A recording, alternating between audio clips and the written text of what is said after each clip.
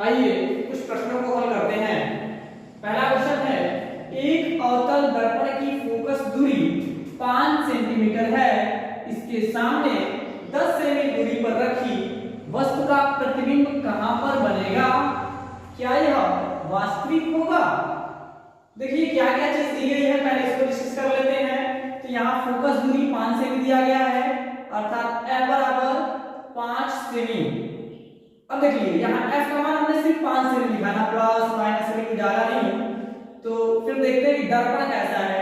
तो यहाँ कौन सा दर्पण है? अवतल दर्पण है। अवतल दर्पण की फोकस दूरी माइनस होती है और उत्तल दर्पण की फोकस दूरी हमारी प्लस में होती है। तो f का मान क्योंकि अवतल दर्पण है तो -5 सेमी लिख लिए।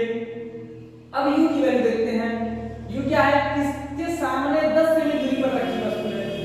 वस्तु कितनी दूरी पे रखी है? वस्तु यानी कि u कितनी दूरी पे रखी है? 10 सेमी की दूरी पे रखी है। तो वस्तु से जो दूरी है 10 सेमी पे रखा गया है, दर्पण से वस्तु की दूरी 10 सेमी है, तो यह 10 सेमी हो गया। क्योंकि हमेशा दर्पण के सामने वस्तु को रखा जाता है और u की वैल्यू जो होती है, चाहे वो अवतल हो या उत्तल दर्पण हो, चिन्ह परिपाटी के अनुसार u की जो वैल्यू होती है, u का मान ऋणात्मक लिया जाता है। पूछ रहा है कि वस्तु का प्रतिबिंब कहां पर बनेगा? प्रतिबिंब कहां बनेगा, यानी कि v बराबर पूछ रहा है, क्या होगा? चलो पहले क्वेश्चन से इसको सॉल्व करते हैं, फिर देखते हैं इसका आंसर क्या आता है। फार्मूला हमको मिला हुआ है, क्या है?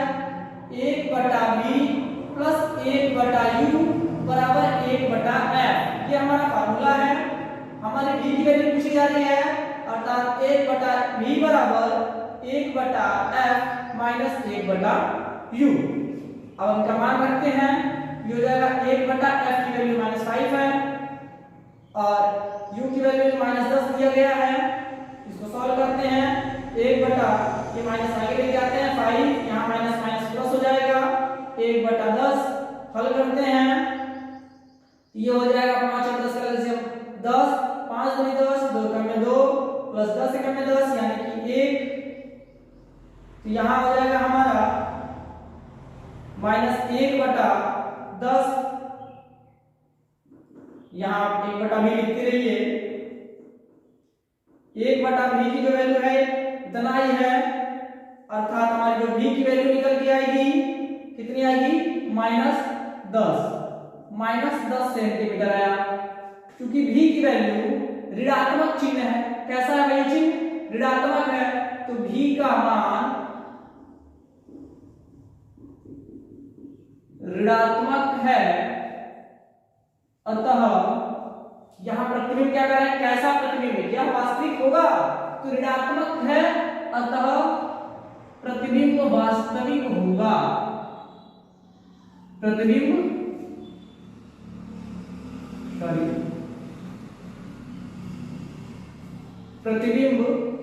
वास्तविक होगा। वास्तविक होगा और कह रहे कहां बनेगा भाई? तो दर्पण के सामने बनेगा। दर्पण के सामने 10 सेमी दूरी पर बनेगा।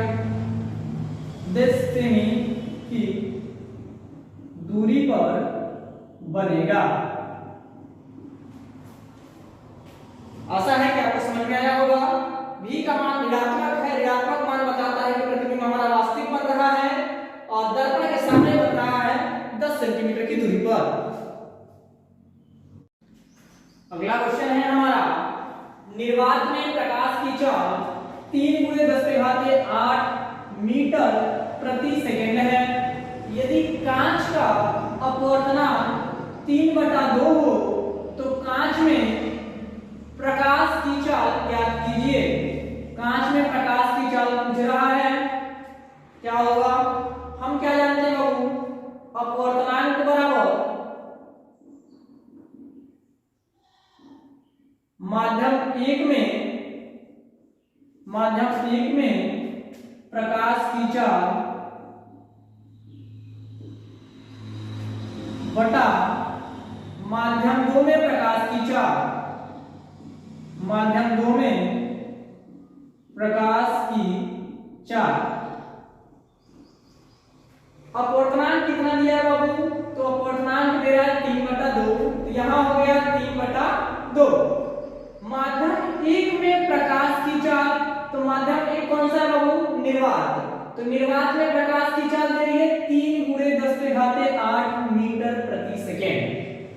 ये हो गया 3 गुणे 10 पे घाते 8 मीटर प्रति सेकेंड बटा माध्यम 2 में प्रकाश की चाल। तो माध्यम 2 हमारा कांच है और कांच में प्रकाश की चाल हमको पता नहीं है, लिख देते हैं इसी कांच में प्रकाश की चाल। ठीक है, यह है इसको इधर भेज देंगे, यहां भाग में इधर जाएगा तो गुणा में आ जाएगा, यानी कि कांच में प्रकाश की चाल, कांच में प्रकाश की चाल बराबर, यह गुणा में इधर आएगा, इधर वाला पार्ट तो भाग में चला जाएगा इधर, तो 3 गुणे 10 पे घाते 8 बटा 3 बटा 2। अब चूंकि यहाँ नीचे भाग में इधर जाएगा तो गुणा में, तो 2 गुणे 3 गुणे 10 पे घाते 8 बटा 3, ये 3 से ये 3 खत्म हो गया, तो बचा क्या 2 गुणे 10 पे घाते 8। अब ये हमारा निकल के आया कांच में प्रकाश की चाल, कितना आ गया 2 गुणे 10 पे घाते 8। अब इसके मात्रक को लिख लेते हैं, मात्रक क्या भाई मीटर प्रति सेकेंड। आशा है कि आपको ये समझ में आया होगा। अगर ये क्वेश्चन समझ में आया है तो लाइक करें, शेयर करें और सब्सक्राइब करें। धन्यवाद। अगला क्वेश्चन हमारा है वायु के सापेक्ष किसी माध्यम का क्रांतिक कोण 45 अंश है। क्या बाबू क्रांतिक कोण 45 अंश है। वायु के सापेक्ष उस माध्यम का अपवर्तनांक ज्ञात कीजिए। दिया क्या है क्रांतिक कोण, ज्ञात क्या करना है अपवर्तनांक। तो अपवर्तनांक का फार्मूला होता है, जब क्रांतिक कोण दिया गया हो तब n बराबर 1 बटा साइन सी, और c की वैल्यू कितनी दी गई है 45 अंश, तो साइन 45 अंश आ गया। साइन 45 अंश का मान कितना होता है 1 बटा कड़ी में 2 होता है। अब ये 2 ऊपर चला गया तो 2 का गुणा 1 में, कड़ी में 2 बटा 1।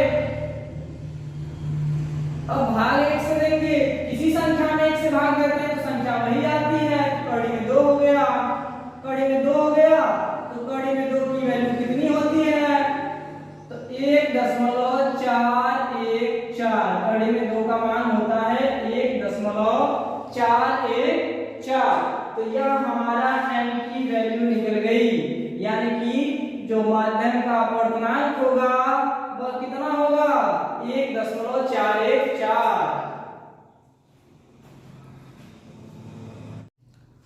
अगला क्वेश्चन है हमारा किसी चालक का कुल आवेश 8.0 गुणे 10 पे घात -19 कूलाम है, जो कि ऋणात्मक है। कैसा है ऋणात्मक है। इस पर कितने इलेक्ट्रॉनों की अधिकता है। क्या पूछ रहे बाबू कितने इलेक्ट्रॉनों की अधिकता है। तो फार्मूला हम जानते हैं, क्या फार्मूला जानते हैं हम जानते हैं Q बराबर NE। Q क्या है आवेश है और N क्या है नंबर है, संख्या, किसकी संख्या इलेक्ट्रॉनों की। E क्या है इलेक्ट्रॉनों की संख्या।